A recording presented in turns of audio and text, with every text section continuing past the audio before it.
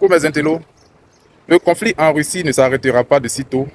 Parce que si le conflit en Russie s'arrête, la Russie aura le temps de se remobiliser et de soutenir les pays africains.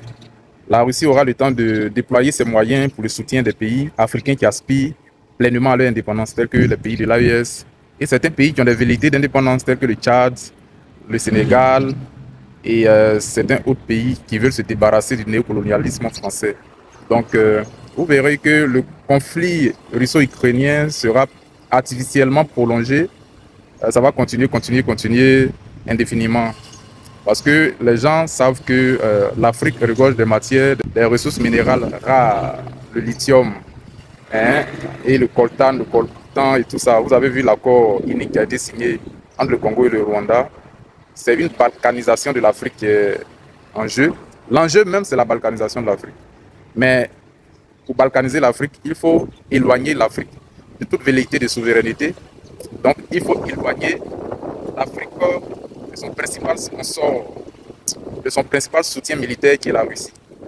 Si la Russie est occupée à mener une guerre hybride, à mener une guerre artificielle contre l'Ukraine, elle n'a pas assez de moyens pour pouvoir soutenir un conflit à longue durée en Afrique. Elle n'aura pas assez de, selon leurs calculs, elle n'aura pas assez de moyens pour soutenir un conflit à longue durée pour la décolonisation totale de l'Afrique. Donc, il faut occuper la Russie avec le conflit russo-ukrainien pour pouvoir maintenir la Russie dans une sorte de perpétuelle occupation, aliénation. Et pendant ce temps, ils profitent pour balkaniser, dominer, recoloniser, écraser l'Afrique. Bien sûr que c'est un complot international, un complot raciste.